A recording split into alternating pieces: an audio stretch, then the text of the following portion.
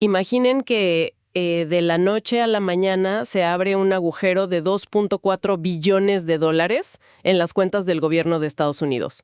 Un agujero fiscal masivo. Exacto, justo cuando la tecnología más disruptiva de toda la historia amenaza con replicar las tasas de desempleo de la Gran Depresión.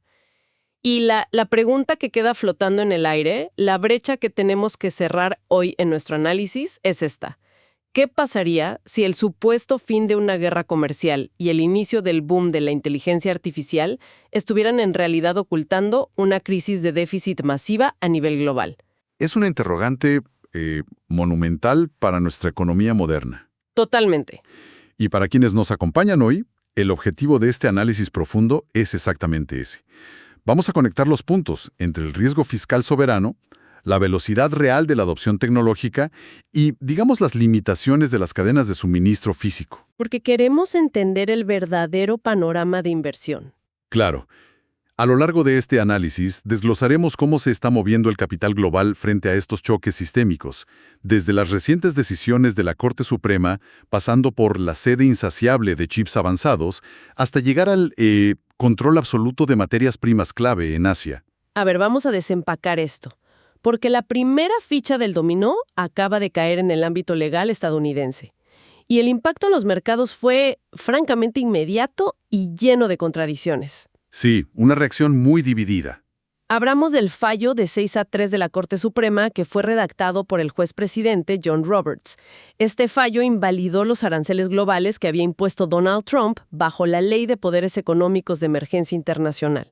La conocida como IEEPA por sus siglas en inglés. Esa misma. Básicamente se eliminó de un plumazo el paraguas legal que sostenía la política arancelaria.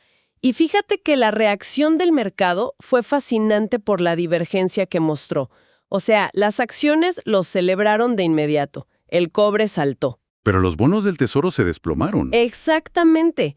Vimos cómo la tasa a 30 años subió rápidamente al 4.75% y el dólar cayó a un mínimo en esa misma sesión. Esa divergencia es la clave de todo este asunto. Las acciones y el mercado del cobre reaccionaron al estímulo de superficie, digamos. Un alivio inmediato en las cadenas de suministro y la expectativa de un comercio internacional más fluido. Claro, lo obvio. Pero el mercado de bonos es mucho más calculador y estaba mirando algo más profundo. Esos aranceles, que en su momento se vendieron al público como una herramienta de seguridad económica, una palanca de negociación comercial en la práctica, se habían transformado en un mecanismo fundamental de gestión del déficit. Eran ingresos puros. Tal cual. Al invalidar el uso de la ley IEEPA para este propósito, la Corte Suprema borró de los libros contables un ingreso proyectado de 2.4 billones de dólares para la próxima década. Una locura. Por eso colapsaron los bonos. El mercado de deuda no estaba celebrando un retorno a los límites constitucionales del Poder Ejecutivo.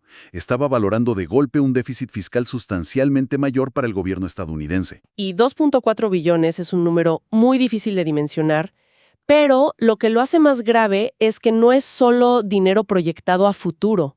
O sea, no es solo una estimación abstracta. No, para nada. Los datos que tenemos del modelo de Penn Wharton muestran que ya se habían recaudado más de 175,000 millones de dólares bajo esta ley específica. Y aquí entra la verdadera bomba de tiempo, logística y financiera. Los reembolsos. Los reembolsos. Existe una exposición de hasta 170,000 millones de dólares en posibles devoluciones a los importadores. Para ponerlo en perspectiva, imaginen ser el director financiero de Costco en este momento. Te despiertas con un potencial reembolso de impuestos inesperado que vale miles de millones. Es como encontrar un billete de lotería ganador en el abrigo de invierno. Tal cual, pero con la enorme diferencia de que el gobierno todavía está decidiendo si lo va a pagar. Esa es una excelente analogía. Y la Corte optó por lavarse las manos respecto a esos reembolsos en este fallo, dejando esa gigantesca factura pendiente a la merced de los tribunales inferiores. ¿Qué puede tardar años? Peos y calificó la situación como un impacto neto negativo directo en la perspectiva fiscal del país. Bastante contundente. Muy contundente. Y por su parte, Jane Foley de Rabobank lanzó una advertencia aún más severa. Ella dijo que la incertidumbre sobre cómo y cuándo se pagarán estos reembolsos masivos podría desestabilizar el dólar. Y esto ocurre en un momento donde la situación fiscal de Estados Unidos ya es frágil. Totalmente. Si el Departamento del Tesoro se ve obligado a financiar un déficit operativo mayor y simultáneamente desembolsar miles de millones en reembolsos retroactivos, sus balances en efectivo van a sufrir muchísimo. La única salida matemática será inflar agresivamente el tamaño de las subastas de deuda pública. Lo cual nos lleva a la tensión central de la macroeconomía actual. Si el Tesoro tiene que emitir mucha más deuda, ¿cómo choca esto con las tasas de interés y con lo que podríamos llamar el juego 2 de la administración Trump? Claro. Porque la Casa Blanca ya ha dejado claro que no se va a quedar de brazos cruzados y que intentará reconstruir este muro arancelario por otras vías. El choque es frontal. Tienes un déficit proyectado que acaba de explotar hacia arriba, chocando contra una Reserva Federal que está sumamente cautelosa. Los últimos datos de ingresos y gastos personales muestran que la inflación sigue siendo pegajosa, no cede fácilmente. Sigue ahí. Sí, por lo tanto, la Fed no tiene ningún incentivo para salir a recortar las tasas de interés al rescate del Tesoro. Un gobierno que necesita pedir prestado muchísimo más dinero, enfrentado a un banco central que mantiene el costo del dinero elevado, es un escenario increíblemente bajista para los bonos a largo plazo. ¿Qué pasa entonces con ese juego 2 de la Casa Blanca? Tienen un menú de alternativas legales, pero todas son problemáticas. Podrían usar argumentos de seguridad nacional, leyes de represalias por país específico, normativas de balanza de pagos o incluso desempolvar cláusulas comerciales de la época de la Gran Depresión. La ley Smoot-Hawley, por ejemplo. Exacto. Pero el problema estructural es que ninguna de estas herramientas tiene la velocidad, el alcance global y la autoridad unilateral que les daba la EEPA. La aritmética fiscal del país cambió y el costo de financiamiento va a reflejar esa nueva realidad. Y justo cuando la economía tradicional intenta digerir este enorme agujero fiscal, tenemos que introducir al otro gran elefante en la habitación, un tema que tiene el potencial de alterar las métricas de recaudación y empleo para siempre: la inteligencia artificial. Un tema ineludible. Pasemos a este frente, porque dentro del material que estamos analizando se plantea un escenario que muchos líderes de la industria están llamando abiertamente un apocalipsis laboral. Así es. Y las advertencias sobre este tema ya no vienen de teóricos externos, sino de los propios arquitectos de la tecnología. Dario Amodei, el CEO de Anthropic, que es una de las empresas de desarrollo de inteligencia artificial más influyentes del mundo, ha puesto sobre la mesa predicciones increíblemente severas. ¿Qué dicen exactamente? Su estimación central es que el 50% de los empleos administrativos de nivel inicial se verán fundamentalmente alterados o eliminados en un horizonte de apenas 5 años. 5 años no es nada. Nada. Y su advertencia va un paso más allá, porque señala que esto tiene el potencial de generar un nivel de desempleo estructural del 20%. Para quienes nos escuchan, vale la pena poner ese porcentaje en contexto. Un 20% de desempleo destruiría por completo las cifras de la crisis financiera de 2008 y nos pondría a un paso de los peores días de la Gran Depresión en 1933. Quiero detenernos en la mecánica de esto por un segundo, porque a primera vista, para una empresa, producir bienes o servicios a una fracción del costo suena como el paraíso corporativo, pero el reporte detalla que el peligro real es un shock deflacionario. Exactamente. Si tienes una producción masivamente eficiente gracias a la IA, pero enormes segmentos de la población de repente se vuelven económicamente obsoletos, pierden sus salarios y su capacidad de gasto, ¿quién va a comprar esos productos hipereficientes? Nadie. Es una crisis de demanda. Tal cual que colapsaría el Producto Interno Bruto antes de que cualquier beneficio de productividad pudiera sentirse. La lectura del mecanismo es precisa. Es una deflación impulsada no por la innovación virtuosa, sino por la destrucción brutal de la demanda agregada. La teoría económica detrás de estas proyecciones sugiere que, eventualmente, el PIB repuntaría y comenzaría a crecer a tasas de 2 dígitos sostenidas por la hiperproductividad de las máquinas. Pero el proceso. Claro, el puente de transición entre nuestra economía actual y esa utopía de abundancia sería devastador socialmente, instable socialmente y fiscalmente insostenible. Entonces, la gran pregunta para nuestra audiencia que busca posicionar su capital es: ¿qué nos dicen los datos duros reales hoy? Hay mucha disonancia. Muchísima. Hay una disonancia cognitiva inmensa en los reportes.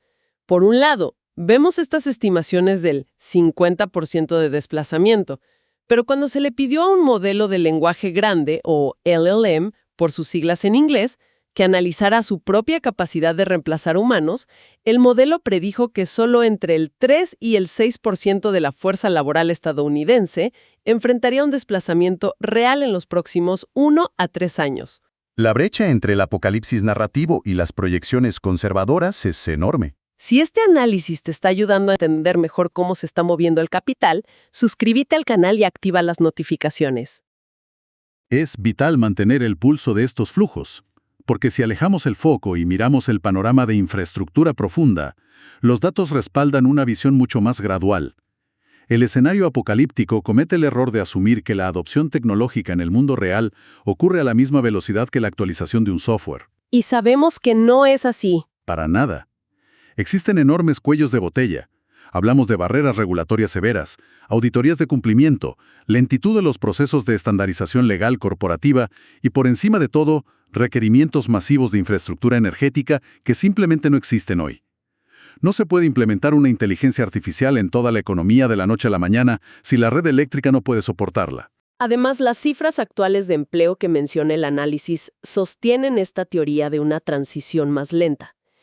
Si miramos el sector tecnológico, que lógicamente sería la primera trinchera afectada por la automatización, el nivel de empleo parece haber tocado un techo, pero definitivamente no estamos viendo despidos masivos que indiquen un reemplazo estructural. No hay colapso laboral ahí. Y un dato que me pareció muy revelador. El desempleo juvenil, específicamente en la franja de los 22 a los 27 años, entre recién graduados que aplican a puestos administrativos de entrada, no muestra aún ningún impacto negativo derivado de la inteligencia artificial. Lo que las empresas están aplicando es una política de confiar, pero verificar. Lo que asegura que la supervisión humana siga siendo estrictamente indispensable. Y este punto de las limitaciones de adopción nos lleva a la transición más importante del debate actual. La idea de que la inteligencia artificial no es magia operando en un éter digital, es un fenómeno profundamente físico anclado en el hardware. Exacto. Y aquí es donde el análisis de mercado se vuelve tangible. Porque para que todo este software funcione y aprenda, se necesita una infraestructura física a una escala que pocas veces hemos visto, lo que nos lleva directamente a Nvidia. El gigante del momento. Y a tratar de entender si la demanda actual del mercado es sostenible o es una burbuja. Las expectativas de los analistas previas a sus resultados están rompiendo todas las métricas históricas. Los consensos institucionales reflejan una demanda que desafía la lógica tradicional de los ciclos de hardware. Tomemos a Cantor Fitzgerald, por ejemplo. ¿Qué dicen ellos? Mantienen una calificación de sobrepeso en las acciones, pero lo verdaderamente relevante es su precio objetivo de $400.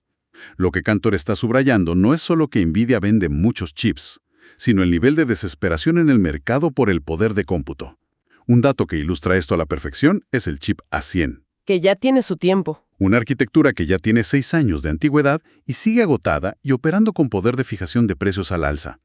Cantor proyecta ganancias por acción o EPS de $9 para 2026 y más de $12 para 2027. Increíble. Pero el dato verdaderamente abrumador es que toda la oferta proyectada de sus arquitecturas de próxima generación Blackwell y Rubin para todo el año fiscal 2026 ya está completamente prevendida. Pero pongamos una pausa y analicemos el riesgo de esa afirmación. Porque Wall Street no solo está apostando a que a Nvidia le irá bien, están valorando a la empresa como si fuera el único peaje irreemplazable en la única autopista hacia el futuro tecnológico. Es una apuesta fuerte. Si dicen que toda su producción para 2026 ya está totalmente agotada, ¿no los convierte eso en una empresa extremadamente frágil? Digo, si literalmente no tienen capacidad física para fabricar un chip más, ¿un solo problema en la cadena de suministro en Taiwán detendría todo su crecimiento? Y por otro lado, ¿de dónde sale el crecimiento futuro si ya vendiste toda tu capacidad instalada? Esa es la pregunta estratégica correcta. Y los informes no ignoran esos riesgos para nada. A corto plazo, el principal cuello de botella que señalan no es el diseño del chip de IA en sí, sino la memoria. Hay una escasez de memoria GDDR que podría limitar los envíos. Eso es clave. Sin embargo, cuando firmas como Morgan Stanley o KeyBank proyectan objetivos de precio de $250 a $275, están mirando la valoración fundamental. Mencionan que Nvidia cotiza a unas 21 veces sus ganancias proyectadas para 2026. Y el informe menciona el ratio PEG de 0.78 que es fundamental entender aquí.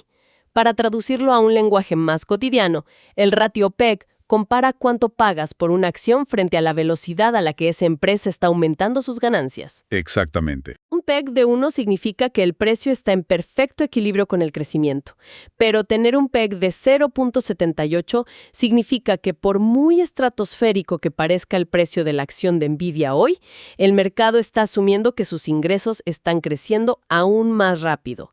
En teoría, matemáticamente hablando, la acción sigue estando barata. Esa es la lectura técnica exacta de por qué el capital institucional sigue fluyendo hacia ese activo, a pesar del riesgo de concentración en la cadena de suministro. La transición que estamos presenciando es absoluta.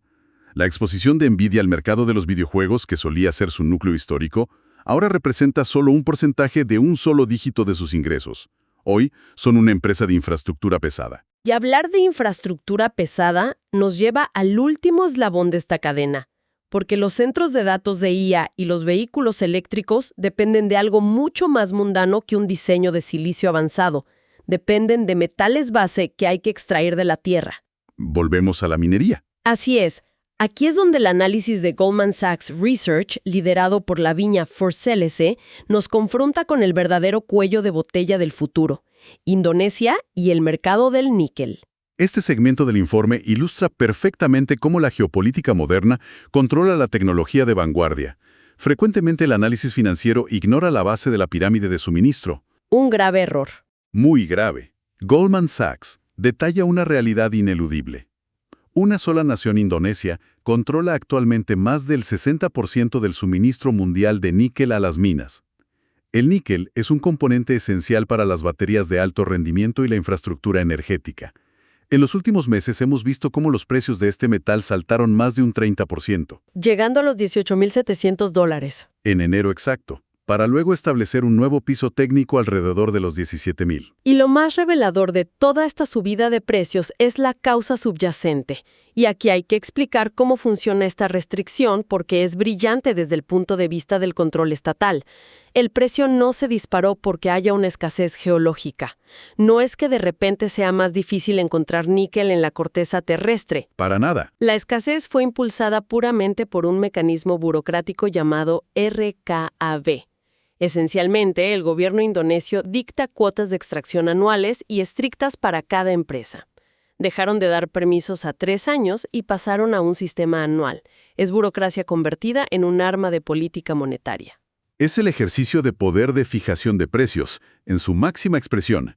Goldman Sachs hace un contraste analítico excepcional aquí, al comparar el níquel con el cobre. En el mercado del cobre nos enfrentamos a limitaciones físicas reales y a largo plazo.